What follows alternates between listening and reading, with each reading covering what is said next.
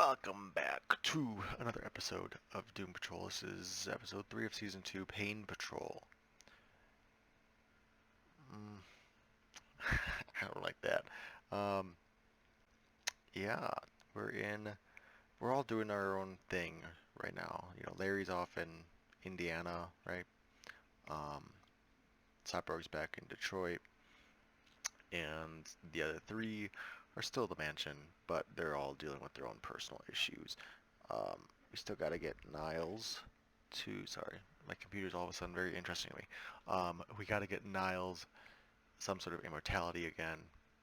Let's find Vandal Savage, right? I mean, let's just talk to him. Well, his was a meteor, wasn't it? So, probably can't replicate that. But, we'll see. We'll figure it out, I'm sure. I mean, either they gotta make Niles immortal again, or they have to deal with Dorothy's powers, because that's the only reason he wants to be immortal, is because of her crazy, she's gonna cause Armageddon or some crap. So, we'll see. We'll see what happens. Let's just get started. Ghastly Murder, East End, Jack the Ripper? It might actually be. Okay, this is young Niles. I did the math. He was born in 1881. Niles? Hello? His teeth.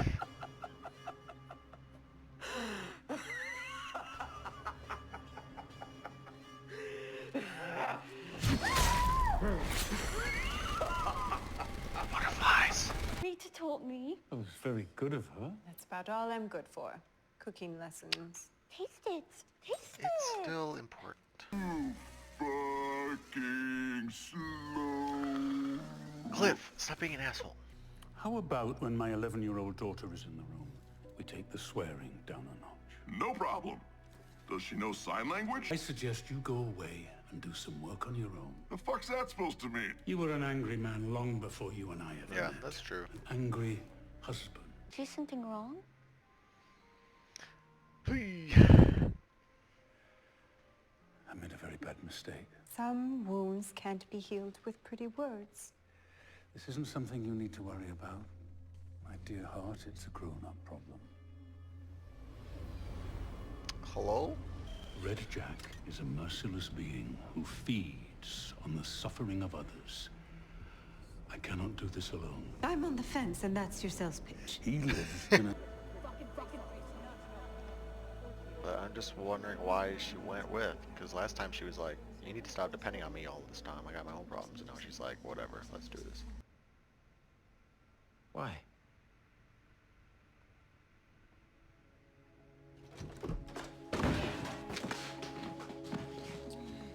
What the fuck? What about that? It's getting too sexy. Not sure. Hello? Okay, so this butterfly thing is going way different than I thought it was. Oh, he's hooked in. Oh, shit. What the fuck is going on?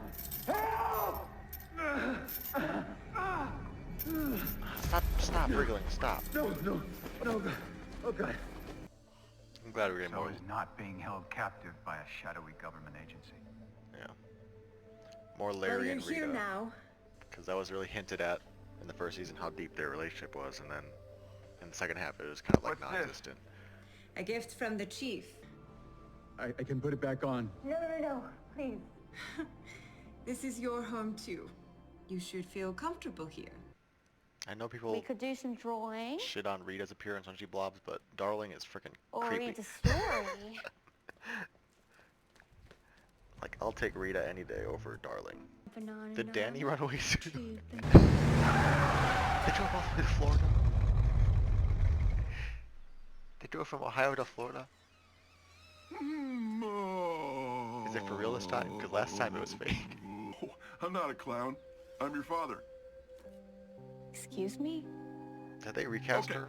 See, some batshit crazy scientist caused our car crash so he could It stick doesn't my look like brain in this Clara piece of from shit last body. last He season. told me you were dead all this time. Then I found out you weren't. Now here I am. Okay? Maybe You she's good? got different makeup, I don't know. How we do I've this? heard of You want to call me Dad? Call me Daddy? Or oh, I really don't think it's funny. what? No, my watch. I left it on the bar for you. I won it at the Dallas Speedway back in '76. Had to stick my hand up this giant alligator named Francis to get it back. Can we This is really not a good time right now. I'm expecting a house full of people. I just drove 1,000 miles to see you, and you can't talk to me for 5 goddamn minutes. She's having a baby shower. See you at 8. God, he's such a dork. I don't get what this storyline Dear is. Jane. Like, Because you decided to I haven't felt safe enough to do my drilling or my billing. And May is our busiest month. Those freak hoes you live with,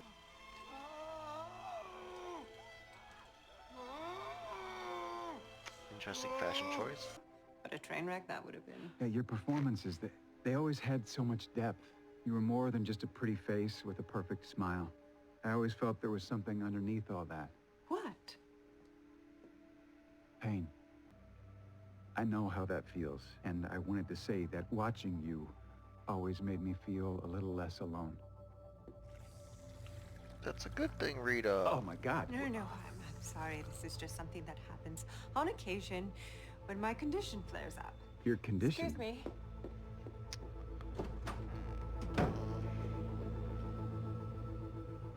Like, I think we should have taken the social cues, but also, that was nice of him. I fucking survive.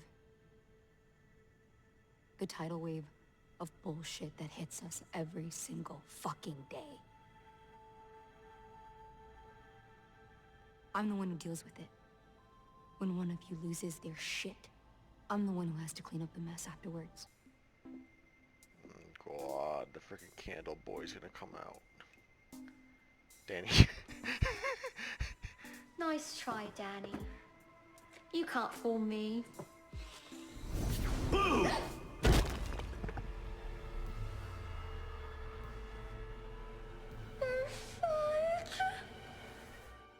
A wretched soul. It's fine, right? Bruised-footed bird.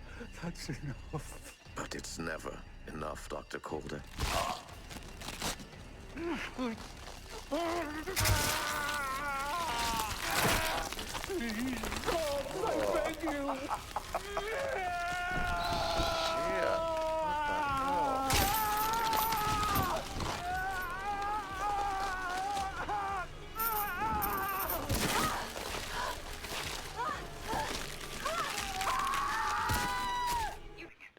Did James Wan come in to direct this episode? And if it is, then let's be lost causes together.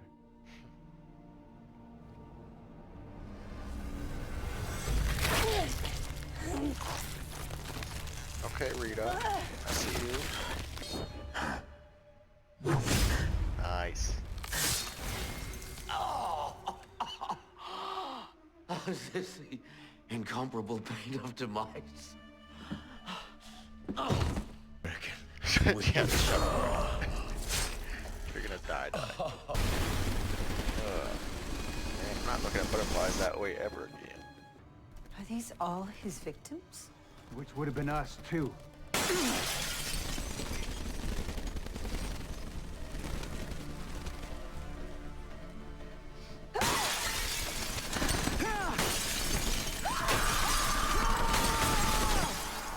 It's not fair, Jane. I know I wasn't a perfect dad, but I did the best I could. And all this, it wasn't my fault. You're right. She's leaving. It wasn't. But this is. The important thing to remember is they don't define who we are. I said I was sorry, but I don't think that made it any better. Sometimes, when you make a very big mistake, you have to do more than just apologize. Like what? You must try to fix it. What if I can't? You still have to try. Catching those fields.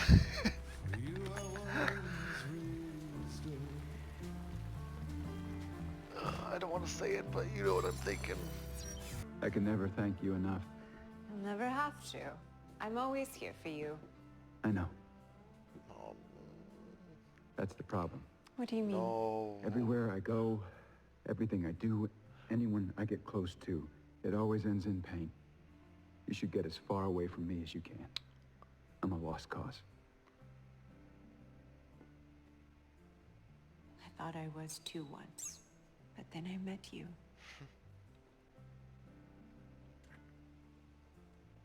Lost causes aren't lost if there's someone to fight for them.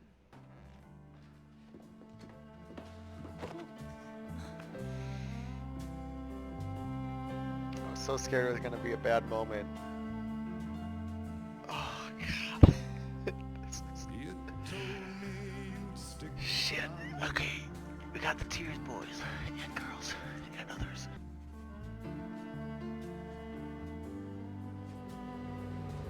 Whoa, whoa, whoa.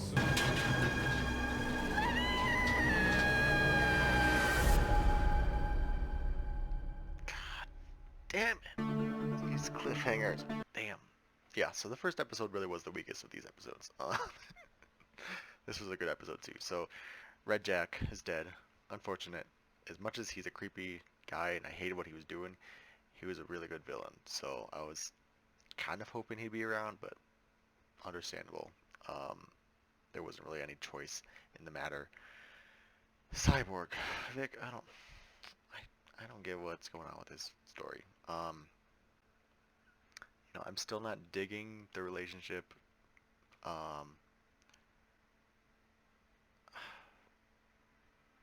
It just feels very teen drama, which is fine, but it feels like they're just trying to give Victor a love story right now, and it's just inorganic, essentially because, like, they were setting up like he's dealing with his PTSD, and then instead it's like, no, we're gonna have him chasing this girl. It's like, okay, well, I don't know. It's, again, very complicated. I don't want it to seem like I don't want him to have a love story. Like, I think that could definitely work. It's just, it feels forced. You know? Like, Larry's last season, it wasn't so much a love story, it was about accepting who he was and his decisions he made. I don't know. I want to hear your guys' thoughts about Cyborg's story this so far, because I personally am not really liking it. I do think it was, again, maybe it's me overthinking, but I think it was cool how it paralleled him when he was quote-unquote stalking that one girl. I think it was in therapy patrol, when he was doing the dating app thing, and Grid was sort of showing him, you know, here's her 7th grade, you know, science fair, and here's her on her 5th birthday, you know, showing her all that stuff. And then when he finally took a selfie and she looked at it, she was all disgusted by it. I think it was an interesting parallel how, I don't know if it was Grid that did it, or I'm assuming it was Ronnie or whatever her name is, sent him an email, sort of divulging the truth about her past and like trying to get her, she was like letting him know, hey, this is who I am. And he sort of had that same reaction of disgust. So I think it's interesting that it's very hypocritical and that he's kind of following that same way. I understand that from what it looked like, she was committing war crimes and stuff, you know, or something along that lines. I think it said voluntary manslaughter, so obviously it's a moral quandary. But I don't know.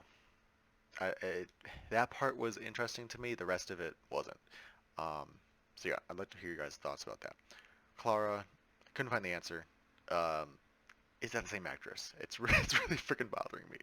But as far as the Cliff storyline this episode, still not liking Cliff this season.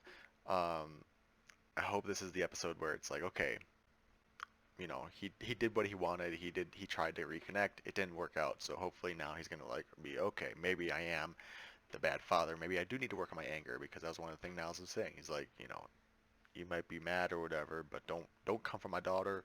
You know, you know, I think it was a lot of. I hope this was a lot of good growth for him to finally figure out what he needs to do. Um, yeah. God, freaking torture porn, whatever you want to call it.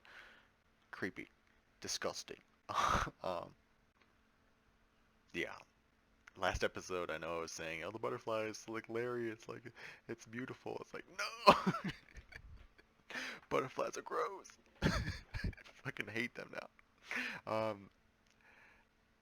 Curious to see if anyone knows that character from the comics. I'm assuming it's a comic character. It looked too unique to not be. But is that pretty much par for the course? Because if so, goddamn, that's fucking weird. Wow. Yeah, that was right up there with Swamp Thing. Kind of gross. Danny, I just feel like Danny is not broken. And also, I think the thumbnail for the next episode, yeah, it has Morally Corrupt and Flex, so something's going on with Danny next episode, which is awesome. I don't think Danny's out of the picture. They're not going to kill off Danny, you know. Going off of Danny, I didn't write this in my notes, but I wonder if...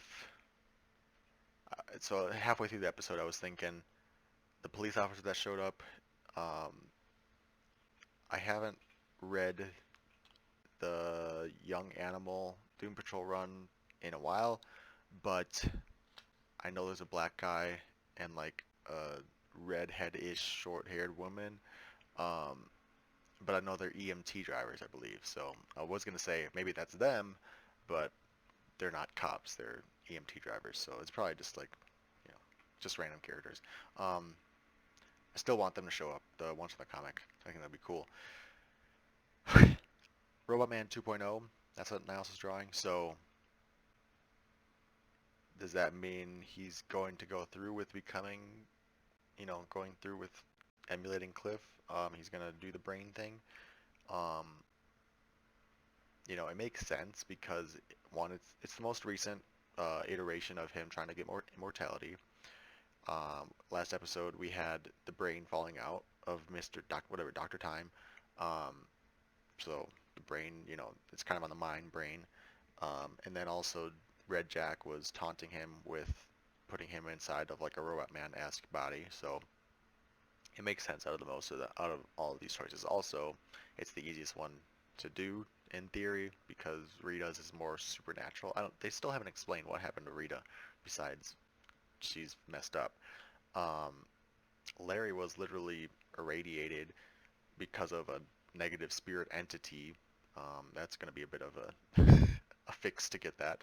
And then Jane somehow, you know, like that's a lot of chemical experimentation and stuff. So, you know, I think theoretically out of all the possibilities of immortality, Cliff's is the easiest. So it's either, I'm assuming that's what he's trying to do. Otherwise, it's him trying to apologize to Cliff by upgrading his body.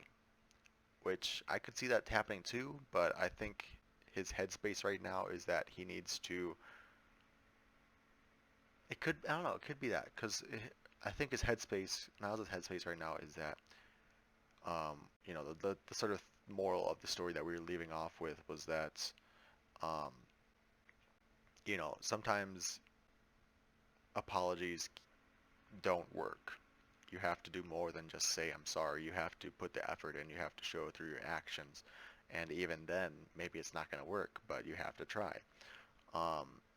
So with that thought in mind, I could see it being, you know, Cliff's really mad at me. He's not forgiving me.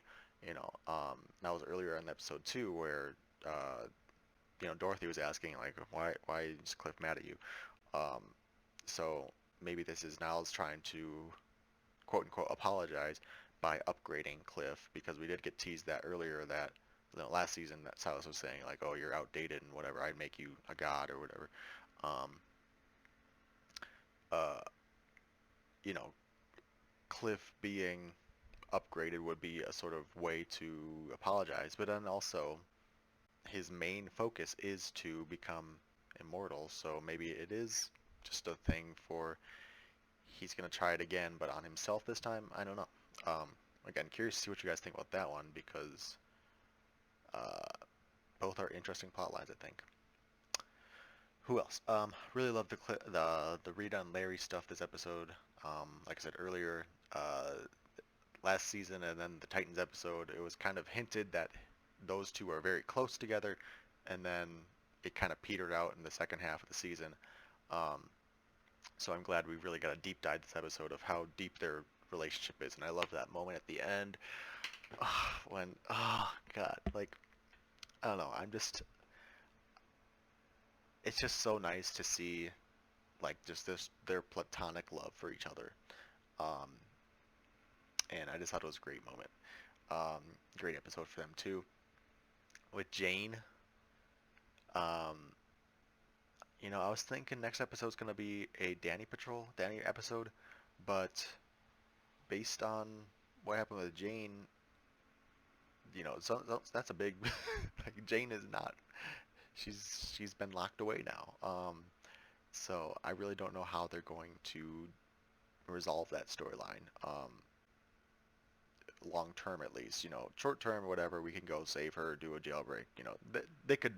We've already explored the option of going to the underground physically, but as far as like all of the underground is upset with Jane, I don't know how they're gonna fix that problem. You know, because the choices they gave were, you either get arrested, you know, you stay underground and someone else takes over, or you leave the show. And like, those are both bad options. What's the solution here? So I'm very interested in that storyline going forward. Yeah, those are all the big plot points, I think. We'll see what happens next time. I'd love to hear what you guys think in the comments below about this episode. What you think of the season so far, these first 3 episodes. Is it hitting you as much as it was last season? Like I said, for me, the first episode was just meh. But these second and third episode, they were hitting a stride. Really, I'm upset that the characters aren't together, and it feels like they're forcing them apart. But logically, it makes sense. You know, they need to test their bonds, because they were so quickly put together, but also you know, forged through friendship and all that stuff. Fire. I don't know. It's an interesting take so far this season, but I'm really enjoying it, which I'm glad. I'm really glad that this season is still hitting as strong as it was last season, and I can't wait for more. So, thanks for watching, and I'll talk with you guys in comments down below. Bye.